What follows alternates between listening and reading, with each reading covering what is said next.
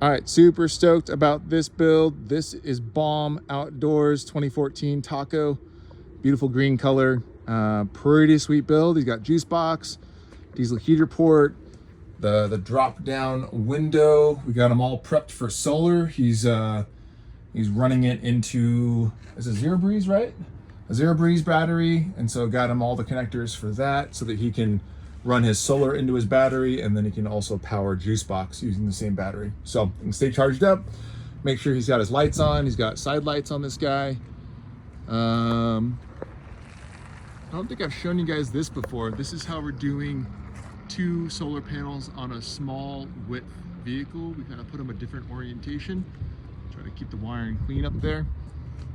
So he'll have a lot of power coming off the rig, but absolute gorgeous build. Gorgeous truck, and we'll send him on his way. Cheers, guys.